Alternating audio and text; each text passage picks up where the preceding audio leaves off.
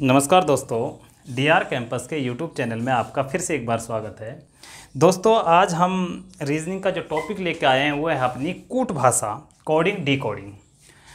तो आज हम बात करेंगे कोडिंग डिकोडिंग की, यानी कि कूट भाषा की। देखो, कूट भाषा हमारा चैप्टर जो है वो बड़ा इम्पोर्टेंट चैप्टर है, कोडिंग डिकोडिंग। यानी कि कूट भाषा कहते किसे हैं, इसका मतलब क्या होता है, ये चीज़ें मैं आपको आज समझाऊंगा इसके अंदर। देखो, हमारे इसके अंदर जो 3 टाइप के सवाल पूछे जाएंगे। कितने टाइप के हैं? 3 टाइप के सवाल पूछे जाएंगे। स्टार्टिंग वाले जो 2 टाइप होंगे वहाँ पर एक एक सवाल आपको मिल सकता है, लेकिन जो थर्ड जो टाइप होगा हमारा वो सबसे इम्पोर्टेंट होगा। कहने का मकसद, इन 3 टाइपों में हमारा जो पहला और दूसरा है वो आपसे यहाँ से 20 to 30% पूछे जाएंगे।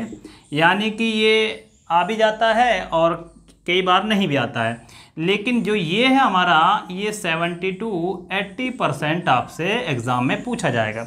यानी कि पार्ट जो थर्ड है, या हम कहें कि टाइप जो थर्ड है, वो सबसे इम्पोर्टेंट रहेगा हमारा।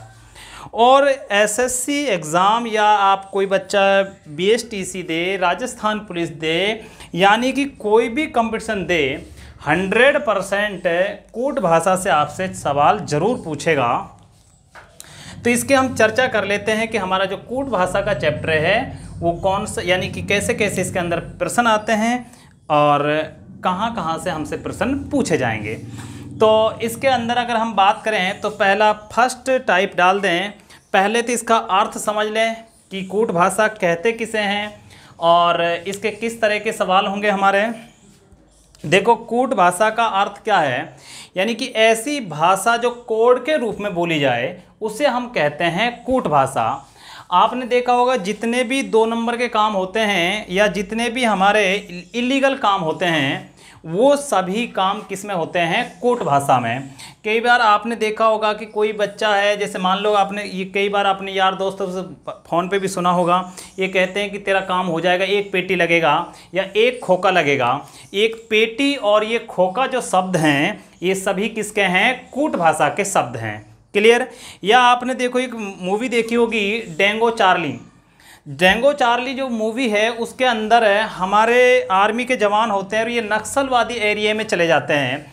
जब नक्सलवादी एरिया में जाते हैं तो नक्सलवादी जो व्यक्ति होते हैं वो एक अजीब तरह की आवाज़ निकालते हैं जो हमारे आर्मी के जवानों को, यानी कि आर्मी के जवानों को ऊपर अटैक करते हैं, जिससे धीरे धीरे हमारे आर्मी के जवान यानी कि एक एक समाप्त होते चले जाते हैं। लेकिन धीरे धीरे धीरे उन बातों का पता अजय देवगन को लग जाता है। उसमें अजय देवगन है, बॉबी देओल है, कई सारे हीरो हैं उसके अंदर, तो उनको पता चल जाता है उसके बारे में। तो वे एक अजीब तरह की, एक यानी कि किलकारी की तरह आवाज़ निकालते हैं। तो वो जो आवाज़ निकाल रहे तो वो इनकी एक सांकेतिक भाषा थी, यानी कि कूट भाषा थी। क्लियर? तो अगर हम अपने अकॉर्डिंग अगर परिभाषा की बात करें इसके अंदर, तो परिभाषा क्या बनेगी कि ऐसी, यानी कि ऐसी भाषा जो 2 व्यक्ति या 2 समूह के बीच में हो और जिसे अन्य व्यक्ति ना समझ पाए, क्या कहलाती है? कूट भाषा कहलाती है। यानी कि जो भी उनका एक कोई ग्रुप है, जैसे मान लो आपने देखा होगा जितने भी आतंकवादी होते हैं, ये आतंकवादी जितने भी आपस में इनके नेटवर्क कनेक्शन जो भी होता है ये सब कूट भाषा में बात करते हैं। जैसे मान लो कि कोई नेटवर्क, यानी कि आतंकवादियों का नेटवर्क है और वो ट्रेनिंग देते हैं, तो उनको ट्रेनिंग के लिए, जैसे मान लो कि अपने पाकिस्तान के आतंकवादी होते हैं, वो जो क्या करते हैं कि हिंदुस्तान में जब भी अटैक करते हैं तो वो इनके यहाँ पर कोड डाल देते हैं, कोई 1 नंबर, कोई जैसे मान लो बॉम्बे का 2 नंबर डाल दिया, कि वो समझ जाते हैं कि बॉम्बे का, यानी कि बॉम्बे में अटैक करना है तो 2 नंबर पे। तो वो जो भी वो 1-2 नंबर जो बोल रहे हैं वो कैसे हैं? कूट भाषा के शब्द हैं। क्लियर? तो इसके अंदर परिभाषा से हमारा इतना कोई इंपॉर्टेंस नहीं है, मेन चीज़ हम सवालों पे आएंगे। तो पार्ट या टाइप डाल दे फर्स्ट और पहला सवाल लिखिएगा इसके अंदर।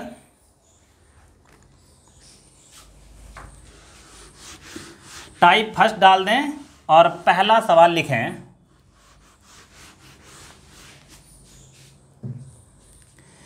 यदि किसी सांकेतिक भाषा में या कूट भाषा में, यदि किसी कूट भाषा में लाल को हरा हरे को पीला, आप पूरी लैंग्वेज लिखना, इस तरह से मत लिखना आप। यदि किसी कूट भाषा में लाल को हरा, हरे को पीला, पीले को नीला, नीले को काला कहा जाता है, काला कहा जाता है, तो बताइए उसी कूट भाषा में, तो बताइए उसी कूट भाषा में मानव का रक्त किस रंग का होगा? ये एसएससी एग्जाम में आया हुआ सवाल है। तो बताइए मानव का रक्त किस रंग का होगा? तो मेरे भाई देखो, इन सवालों को हल करने का तरीका क्या है। सबसे पहले आप सवाल की वास्तविकता पे जाया करो कि वो सवाल वास्तव में क्या है। देखो, वास्तव में मानव का जो रक्त होता है वो कैसा होता है? लाल कलर का, यानी कि रेड होता है। और रेड को हम कूट भाषा में क्या कह रहे हैं? हरा। तो इस प्रश्न का जो उत्तर होगा वो क्या होगा? हरा। क्लियर हुई बात है? बोलो। यानी कि यहाँ से हमसे कोई सवाल एक पूछ लेता है, कभी कभार नहीं भी पूछता है, लेकिन हमें पढ़ना बहुत ज़रूरी है। सारी चीज़ें हम पढ़ेंगे यहाँ पर, तो आप इन बातों को ध्यान रखें। अब आगे एक सवाल और लिखें। ये सवाल हमारे किसी एग्ज़ाम में पूछा गया सवाल है, लिखना सवाल। यदि हवा को हरा, हरा को नीला, नीला को आकाश, आकाश को पीला, पीला को पानी, पानी को गुलाबी कहा जाए, तो खुले या साफ आकाश का रंग क्या होगा? तो खुले या साफ आकाश का रंग क्या होगा?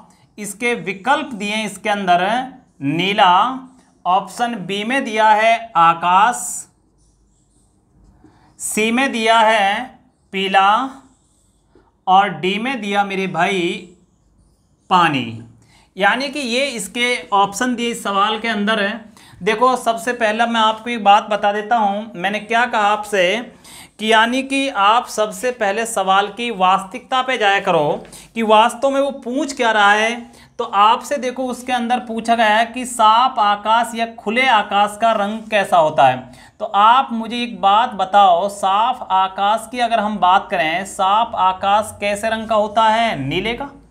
बोलो, ये तो इसकी वास्तविक कंडीशन हो चुकी है। लेकिन अब नीले को हम कूट भाषा में क्या कह रहे हैं? तो इसमें लिखा नीले को आकाश कहा जाता है। तो इस सवाल का जो आंसर होगा वो क्या होगा? आकाश। नीला आंसर मत देना, क्योंकि उसने क्या कहा कि साफ या खुले आकाश का रंग क्या होगा। तो मैं आपसे ये पूछ रहा हूं कि साफ आकाश का रंग कैसा होता है? नीला होता है। और नीले को तुम कूट भाषा में क्या लिख रहे हो? इसके अंदर आकाश है। तो इस सवाल का आंसर क्या होगा? हमारा आकाश होगा। बोलो, क्लियर है? कोई डाउट?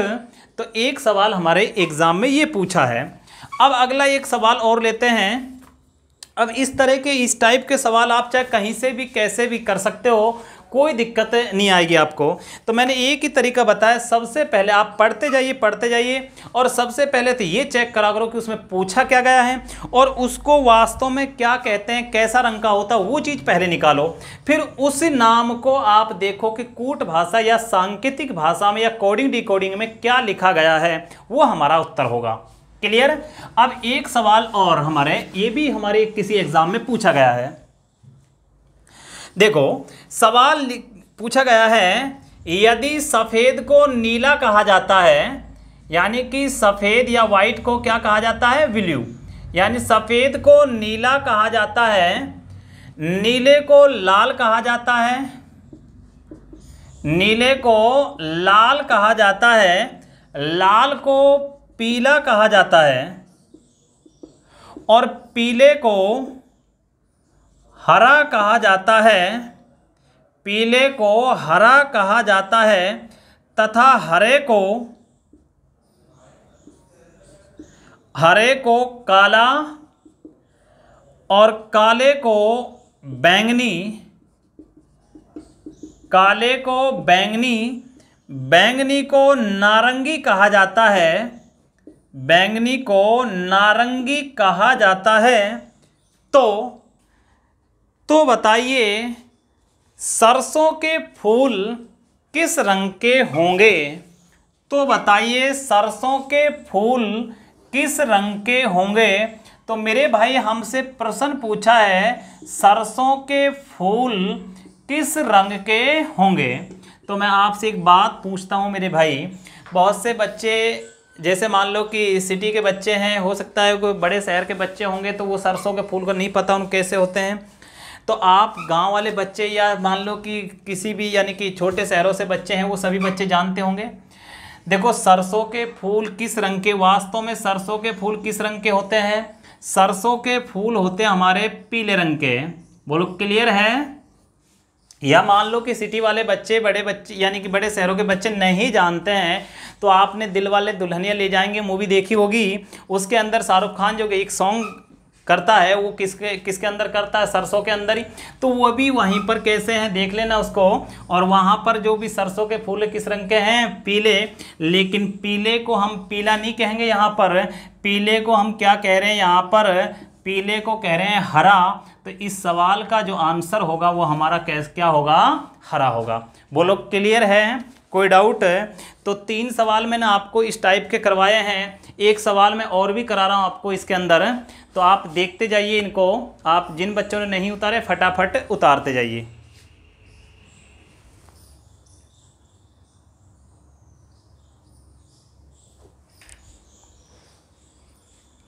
क्लियर? अब एक सवाल मैं और अपनी तरफ से पूछता हूँ आपसे। देखो कभी ऐसा सवाल आ जाए आपके पास में, हालांकि ऐसा सवाल अभी पूछा नहीं गया है, लेकिन कभी ऐसा पूछ ले भविष्य में तो आपको इनमें भी कोई दिक्कत नहीं आनी चाहिए। देखो लिखिएगा, यदि किसी सांकेतिक भाषा में, सांकेतिक बोले या कूट भाषा बोले एक ही मतलब है, यदि किसी कूट भाषा में अलवर को जयपुर, जयपुर को दौसा, दौसा को भरतपुर, भरतपुर को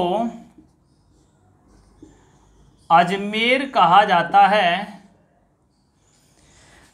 भरतपुर को अजमेर कहा जाता है, तो उसी कूट भाषा में अजमेर को क्या कहा जाएगा?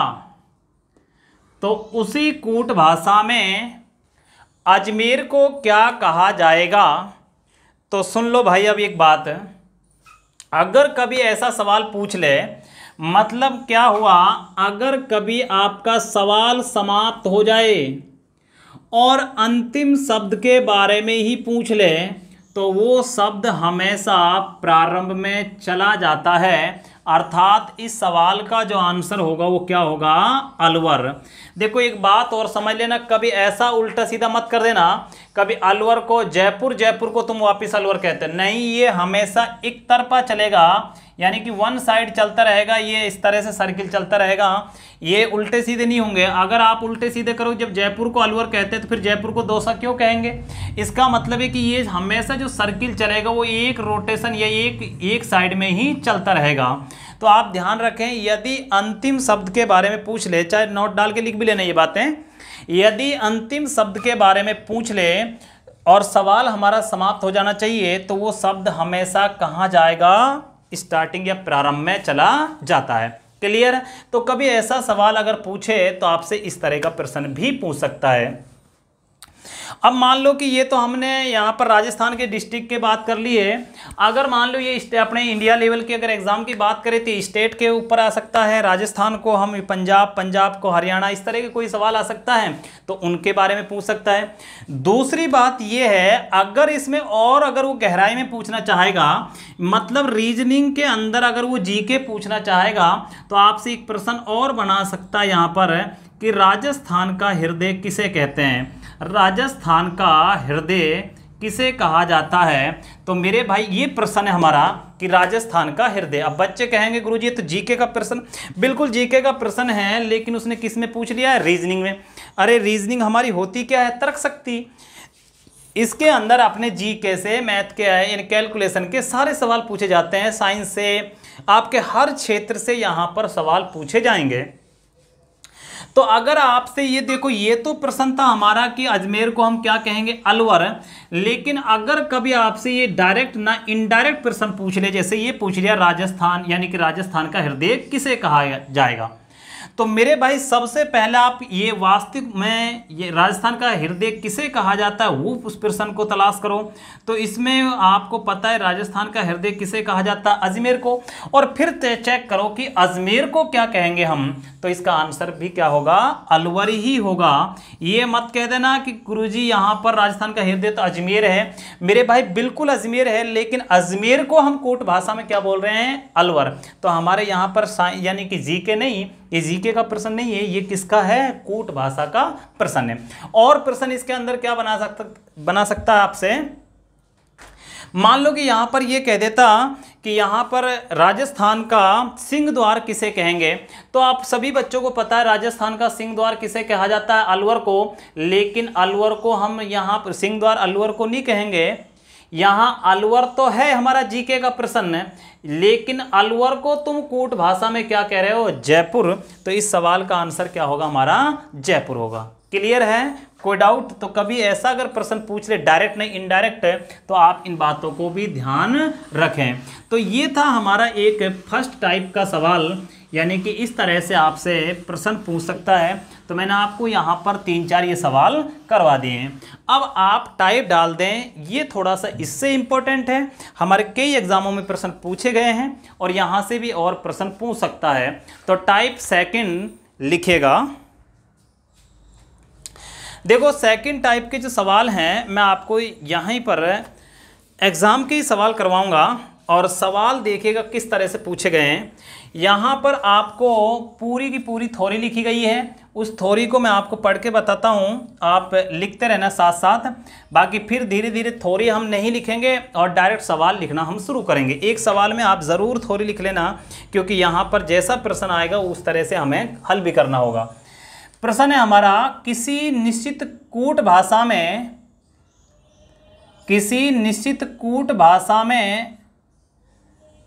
786 का अर्थ स्टडी वेरी हार्ड,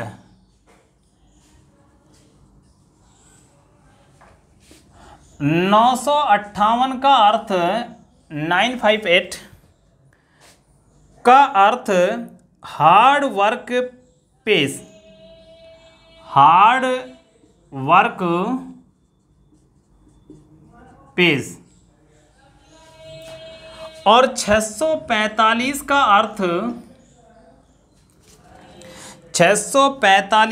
अर्थ स्टडी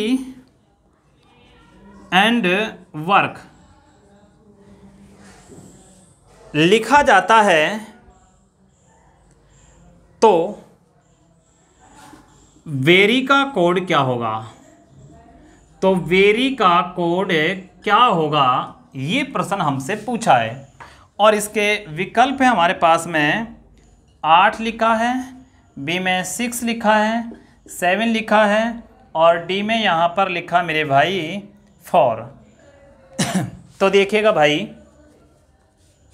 ये आपसे प्रश्न पूछा है यहाँ पर और इस प्रश्न को आप हल करिएगा। देखो मैं आपसे एक बात बताता हूँ कि यहाँ पर आपसे सबसे पहले अगर कभी सिंगल वर्ड पूछे तो आप हमेशा उस सिंगल वर्ड को देखो कि सिंगल वर्ड क्या पूछा गया आपसे, वेरी पूछा गया है।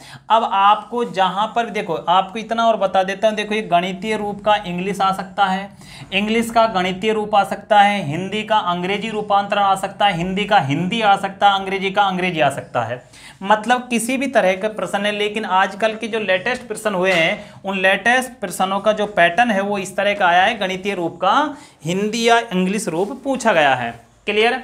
अब मैं आपसे एक बात पूछता हूँ यहाँ पर, कि हमारा प्रश्न जो पूछा गया है, क्या पूछा गया, वेरी का कोड क्या होगा। वेरी एक सिंगल वर्ड है, तो आप इनमें जिधर भी आपको वेरी दिखाई दे उसको देखो कहाँ पर है। वेरी इधर नहीं है, इसका मतलब यहाँ पर हमारा वो आंसर हो ही नहीं सकता। वेरी इसमें भी नहीं है, तो इसमें भी वो आंसर भी नहीं होगा। वेरी कहाँ है, यहाँ पर। तो इसमें आप कोई एक ऐसा अंक, अक्षर, शब्द देखो जो केवल इसमें होना चाहिए, क्योंकि वेरी केवल इसके अंदर है। और एक बात ये भी ध्यान रखना, ऐसा कभी मत सोचना कि पहले वाले के लिए पहला आ जाएगा, दूसरे वाले के लिए दूसरा आ जाएगा, तीसरे वाले के लिए तीसरा, ऐसा कभी नहीं। हाँ, हालांकि चाहे आंसर आ जाए, लेकिन ऐसा कभी होता नहीं है, आप ध्यान रखना ये बात। तो आपको ये पता चल गया कि भाई अकेला वेरी इसके अंदर है। तो मुझे बताओ इसमें अकेला ऐसा कौन सा अंक है जो केवल इस पंक्ति में होना चाहिए, इनमें नहीं होना चाहिए। ये भी ध्यान रखें, अगर वेरी हमारा इस पंक्ति में है तो उसका आंसर भी इस पंक्ति में ही मिलेगा। अगर वेरी 2 में होता तो उसका आंसर 2 पंक्तियों में मिलते, और अगर वेरी 3 में होता तो हमारा वो 100% अंक या अक्षर जो भी है वो तीनों पंक्तियों में मिलता। क्लियर। तो वेरी यहाँ पर आपका ये पता चल गया है कि वेरी अकेला है। अब इनमें कोई मुझे बता ऐसा कौन सा अंक या अक्षर है जो अकेला है। देखो 8 इसमें नहीं ले सकता, 6 इसमें नहीं ले सकता, तो बच क्या गया है 7। अब बताओ इनमें कहीं 7 है क्या, तो इस प्रश्न का जो आंसर होगा वो क्या होगा, 7 होगा। बोलो क्लियर है, कोई डाउट है? क्लियर भाई। अब यहाँ देखो और भी बच्चे ये कहें कि गुरुजी ये देखो एक प्रश्न के अंदर हम और प्रश्न पूछ लेते हैं। हालांकि एग्जामिनर ने आपसे यही प्रश्न पूछा है। अब मान लो कि मैं आपसे यहाँ पर यहीं पर ये कहता कि भाई हार्ड का कोड क्या होगा, यानी कि हार्ड का कोड क्या होगा। अब तुम खुद बताओ, ऑप्शन बदल जाएंगे ज़्यादा से ज़्यादा इसके। अब यही सवाल है हार्ड, आपसे मैंने क्या कहा कि अगर सिंगल वर्ड पूछे तो सबसे पहले उस सिंगल वर्ड को पकड़ो, क्या है हार्ड। देखो यहाँ पर है और यहाँ पर है, तो इन 2 लाइनों में या इन 2 पंक्तियों में कोई ऐसा शब्द या अंक होगा जो इनमें होगा, इसमें नहीं होना चाहिए। तो आप मुझे बताओ यहाँ पर क्या है, 8 इधर है, 8 इधर है, और तो नहीं है ना कोई सा। अब ये मत करें गुरुजी 6 इधर है, 6 इधर नहीं, इसमें है, और इसमें तो है ही नहीं वो। तो इसका मतलब हमारा इसका जो हार्ड का वो कोड है वो कितना हो जाएगा मेरे भाई, 8 है। बोलो क्लियर, कोई डाउट है? तो एक प्रश्न हमारा एग्जाम में ये पूछा गया है। और देखो एग्जाम के ही मैं सारे प्रश्न करवाऊंगा आपको। लेटेस्ट आपके 2018 के एग्जामों में पूछे गए प्रश्न भी हैं, और 19 के एग्जाम में भी ये प्रश्न पूछा गया है। और देखो प्रश्न क्या है हमारा, एक प्रश्न है कि एक सुनिश्चित भाषा में, एक निश्चित भाषा में 324, अब चाहे लैंग्वेज ना लिखे कोई दिक्कत नहीं है, लैंग्वेज एक सवाल में आपने पढ़ ली कि इस तरह का सवाल आता है हमारा। 324 का मतलब या मीन्स क्या है, light is bright, light is bright.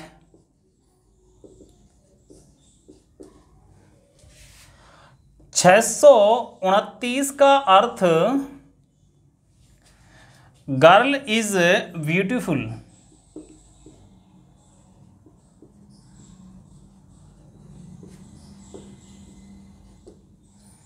और मेरे भाई एक अगला पॉइंट है हमारा 4758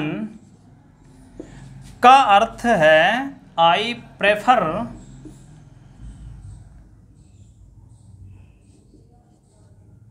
ब्राइट कलर,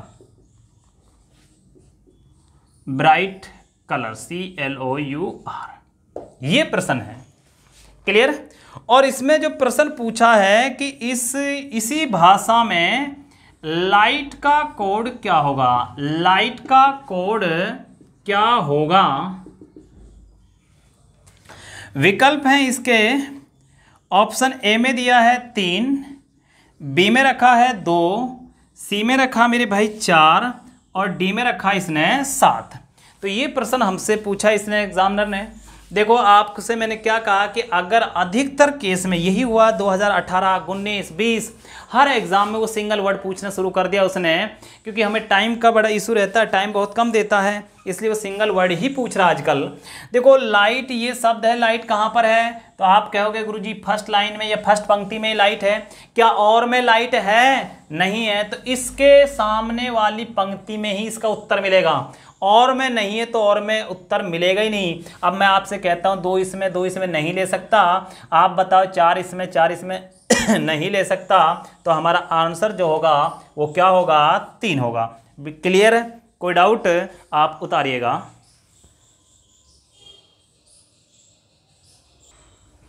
आगे लिखेगा और एक सवाल,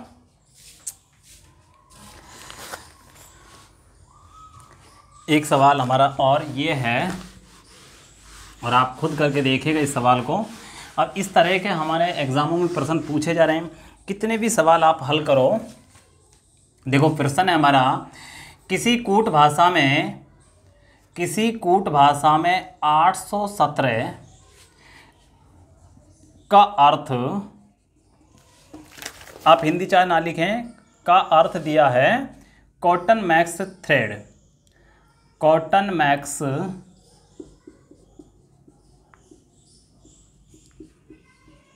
THREAD। दूसरा है 827, और 827 का जो अर्थ लिखा है thread max cloth, thread max cloth.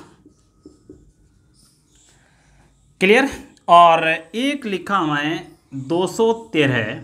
213 का अर्थ है soft cotton cloth, soft cotton cloth.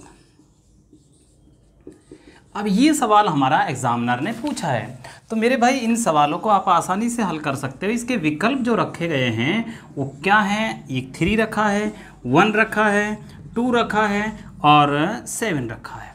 Clear? अब आप देखो आपसे क्या पूछा है इसने आपसे पूछा है सॉफ्ट का कोड क्या होगा, यानी कि आपने कर भी लिया होगा कुछ बच्चों ने, मात्र 15 सेकंड का समय आपके पास में, उसने पूछा है सॉफ्ट का कोड क्या होगा। आराम से मस्ती से करते जाइएगा, नो टेंशन, आपको कोई दिक्कत ही नहीं आएगी। बट शर्त यह है आप रेगुलरिटी बनाइए, रेगुलर आप पढ़ाई करिएगा। मैं इससे पहले आपको एक चैप्टर, देखो 2-3 चैप्टर डाल चुका हूँ, एक आपका शब्दकोश चैप्टर डाल चुका हूँ, उसको आप पढ़ें।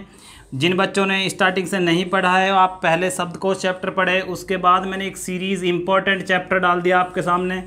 उसके बाद में मैंने आपको काउंटिंग ऑफ फिगर्स यानी कि आकृतियाँ गिनने वाले बड़े इंपॉर्टेंट चैप्टर में डाल चुका हूँ इसके अंदर।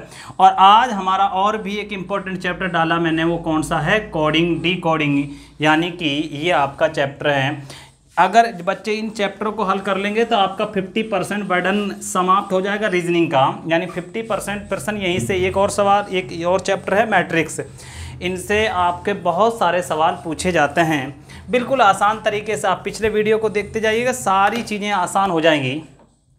तो देखो उसने पूछा है कि यानी कि सॉफ्ट का कोड क्या होगा। अब मेरे भाई इस सवाल को हम हल करते हैं, तो यहाँ ध्यान दें। देखो आपसे क्या पूछा है, सॉफ्ट का कोड, क्या सॉफ्ट इनमें है, तो वो हमारा जो भी उत्तर होगा इनमें वो अंक या शब्द नहीं होना चाहिए। तो मुझे बताओ 2 यहाँ हैं, 2 यहाँ नहीं ले सकता, 1 यहाँ नहीं ले सकता, तो आंसर क्या हो चुका है, 3। तो इस सवाल का हमारा आंसर क्या है, 3 होगा। ये एग्ज़ाम 2018 में पूछा गया है, और यहीं से ये देखो ऐसे बहुत सारे हमारे एग्जामों में प्रश्न पूछे गए हैं। एक प्रश्न आपसे, एक इम्पोर्टेंट चैप्टर यानी कि प्रश्न है जो हमारे आरएस के एग्ज़ाम में पूछा है, और बड़ा इम्पोर्टेंट चैप्टर है वो क्या कहते हैं, प्रश्न है हमारा, थोड़ा सा घुमाया है उसके अंदर। मैं आपको वो प्रश्न भी लिख रहा हूँ, और वो प्रश्न क्या है हमारा देखिएगा। देखो भाई, देखो किसी निश्चित कूट भाषा में GOOLO यार्न, अलग अलग शब्द हैं ये, का अर्थ ब्लू स्काई, यानी कि इसका अर्थ दिया है ब्लू स्काई। आगे है SILKO, S अलग से ये स्पीडी, का अर्थ जो दिया है वो दिया है बाइसिकल रेस। और तीसरा जो वर्ड दिया मेरे भाई वो दिया है ZOOLO और SILKO का अर्थ ब्लू बाइसिकल। तो किस शब्द का अर्थ रेस कार हो सकता है? तो किस शब्द का अर्थ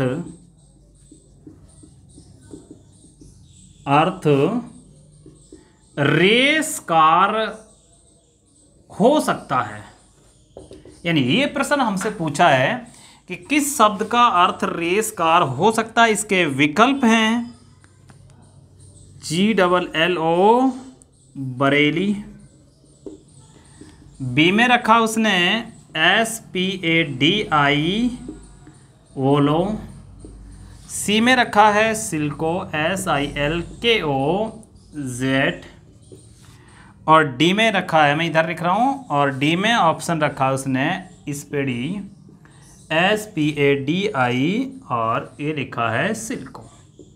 क्लियर?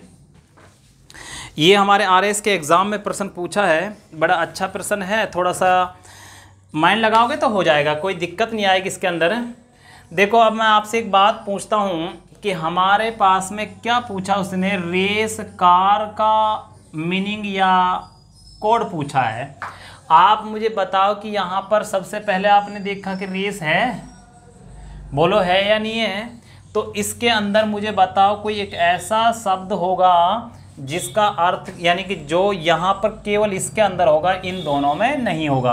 तो मुझे बताओ स्पेडी यहाँ पर है क्या? इसमें है? नहीं है। सिल्को इधर है, सिल्को इधर है, इसका मतलब ये तो हो ही नहीं सकता। तो बाइसिकल का अर्थ यानी कि जो रेस का अर्थ है वो क्या हो चुका? स्पेडी। अब मुझे बताओ स्पेडी किस किस में? ये ऑप्शन ख़त्म, ये ऑप्शन ख़त्म, दो ऑप्शन तो इसके हमारे समाप्त हो चुके हैं। अब मेन मुद्दा जो हमारा आया है वो देखो, स्पेडी इसके अंदर भी है, स्पेडी इसके अंदर है। अब ये आंसर है या ये आंसर है? अब मैं तुमसे एक बात ये पूछता हूँ, क्योंकि देखो इसमें तो हमारा आंसर टिका ही नहीं है। यहाँ पर एक जो शब्द लिया इसने कार, वो बाहरी क्षेत्र से ले लिया है, यानी कि हमारे सवाल के अंदर है ही नहीं। तो इन ऑप्शनों में भी कोई एक ऐसा शब्द तलाश करो जो बाहर से रखा गया हो, क्योंकि उसने जब कार बाहर से रख दिया तो उसका ऑप्शन भी बाहर से रखा गया। इनमें हो ही नहीं सकता। क्यों नहीं हो सकता? क्योंकि दो शब्द इधर तो दो के लिए फिक्स है कि दो इधर होंगे, अगर चार इधर है तो फिक्स है चार इसके लिए होंगे, अगर एक शब्द इधर है तो फिक्स है कि एक शब्द इसके लिए भी होगा। क्लियर? तो मेरे भाई मैं आपसे एक बात कहता हूं यार, सिल्को तो इसके अंदर है, इसका मतलब सिल्को का तो कोई ना कोई कोड होगा, क्योंकि कार हमारा अलग है तो सिल्को का तो इनमें से आएगा। तो इसका मतलब ये नहीं हो सकता। तो आंसर कौन सा है? क्योंकि वोलो शब्द यहां पर कहां से लिया है? बाहर से। तो चीजें वही थी, लेकिन थोड़ा सा उन्होंने घुमा के रख दिया है। बाकी हर चीज वही तरीके से पूछिए, आप इसको उतारिएगा। बड़ा अच्छा सवाल है।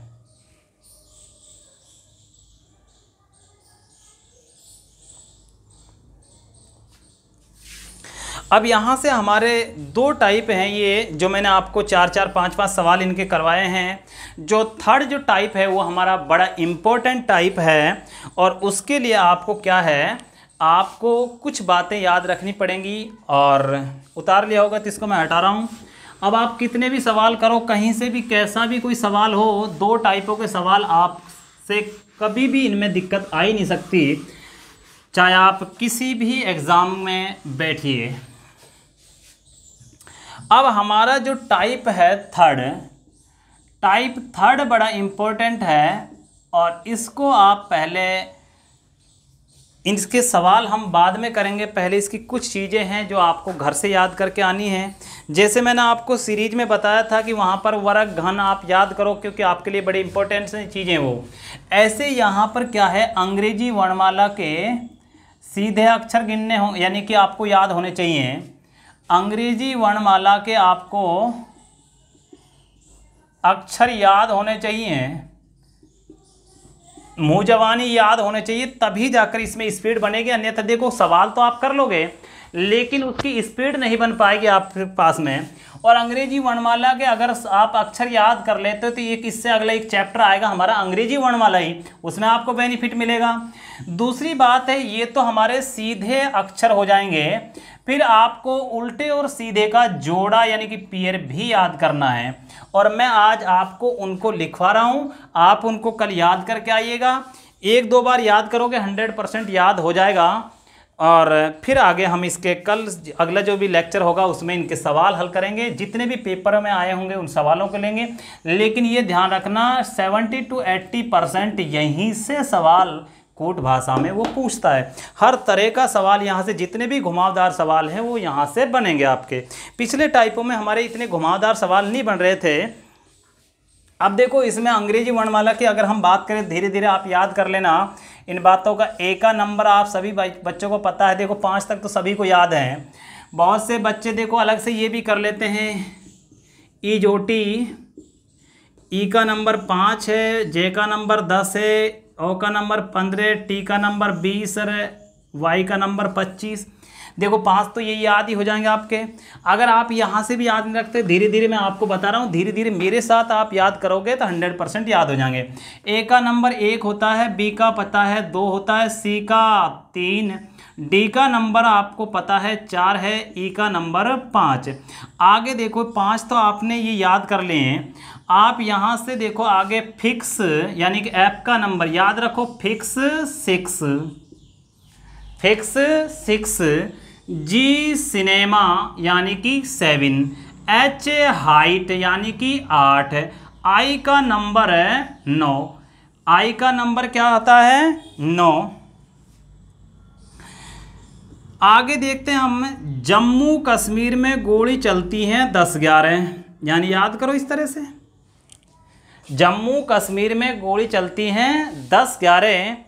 लक्ष्मी नारायण का मकान नंबर 12-14, लक्ष्मी नारायण का मकान नंबर 12-14, मेरा नंबर 13, मेरा नंबर 13। क्लियर? एक बार याद करो पुनः, ए का नंबर 1, बी का नंबर 2, सी का नंबर 3, डी का नंबर 4, ई का नंबर 5। 5 तक नॉर्मल बच्चों को याद है। फिर आगे ध्यान रखो आप, फिक्स 6 यानी एफ का नंबर 6 हो गया। उसके बाद में जी सिनेमा 7, एच हाइट, आई 9, आई का नंबर कितना हो गया 9। जे जम्मू कश्मीर में गोली चलती हैं 10-11 यानी कि जय का नंबर 10 और के का नंबर 11। लक्ष्मी नारायण का मकान नंबर 12-14, मेरा नंबर 13, मेरा नंबर 13। ओ का नंबर होता है 15, ओ को याद रखें, ओ का नंबर 15। पीकर सोजा, पीकर सोजा यानी पी का नंबर कितना है 16 यानी क्वेश्चन नंबर 17। आगे ध्यान रखना क्वेश्चन नंबर 17। अगला पॉइंट है, आरएस के नंबर आते हैं 18-19, आरएस के नंबर हैं 18-19, T20 और अब हमारे 6 अक्षर और बच गए और उन 3 का आप जोड़ा ले लें। एक तो है आपका यहाँ पर है UVW, इसका है 21, 22, 23 और लास्ट हमारा जो पेयर बचा है XYZ। अब सभी बच्चों को पता है ये 26, ये 24 और ये कितना होता है 25, याद हो जाएंगे। यानी पी का नंबर 16, ओ का नंबर 15, आई का नंबर 9, जे का नंबर 10, के का नंबर 11, एल का नंबर 12। आप ऐसे याद करोगे, लक्ष्मी नारायण का मकान नंबर 12-14, मेरा नंबर 13, पी कर सोजा, ओ का number 15, T20 question number 17, RS के नंबर 18-19 आते हैं, UVW 21, 22, 23, XYZ 24, 25, 26। ये तो हुआ हमारा यहाँ पर सीधे अंग्रेजी वर्णमाला के क्रमांक। क्लियर? ये क्रमांक आपके चाहे कैसे भी याद करो, मुंह जबानी याद होने चाहिए। क्लियर है भाई? और अब इसके जो भी हैं, क्योंकि एग्जामिनर डायरेक्ट जोड़ा भी दे देता है कई बार, अब इनके आपको मैं जोड़ा बता देता हूँ। पहला जोड़ा है अजहर यानी कि अजहर, अब AZ का हमारा पहला जोड़ा। देखो आपको ये बता देता हूँ, जोड़े का मतलब है कि उसका ए का उल्टा क्या होता है Z। और जब कभी भी आपको किसी भी अंग्रेजी वर्णमाला में उल्टा निकालना तो दिए गए क्रमांक को 27 में से घटा लो। जैसे आप ए का नंबर दे दिया 1 है, अगर इसका उल्टा निकालना है तो 27 में से 1 घटाओगे तो क्या आएगा 26, और 26 नंबर पर क्या आता है जेड। लेकिन ये अब घटाने उठाने का हमारे पास इतना टाइम नहीं है, इसलिए आप इन बातों को डायरेक्ट याद रखें मेरे भाई। जितना आप इन चीज़ों को डायरेक्ट याद रख लोगे उतना बेनिफिट आपके लिए रहेगा। पहला जोड़ा हो गया आपका अजर, दूसरा जोड़ा आपका बॉय, तीसरा है क्रैक्स, चौथा आपका जोड़ा है दूध वाला DW दूध वाला, पांचवा जोड़ा है इवनिंग, छठा जोड़ा है फादर अंकल या वो से बच्चे ये कह सकते हैं ग्रेजी फ्यूल या फ्यूज। आगे GT रोड किसने बनवाया? शेरशाह सूरी ने, GT रोड याद हो जाएगा। उसके बाद में आता है हाय सानिया, बहुत से बच्चे ये बोलेंगे हाय सपना, बहुत से बोलेंगे हनी सिंह, जैसे जैसे जिनके फैन हैं वो ऐसे बोलते जाएंगे। तो ये हो गया हाय सानिया। उसके बाद में यहाँ पर है इंडियन रेलवे, आई का जोड़ा हो गया किसके साथ? आर के साथ, इंडियन रेलवे। अगला हमारा पॉइंट है आई के बाद जे, जयपुर क्यून,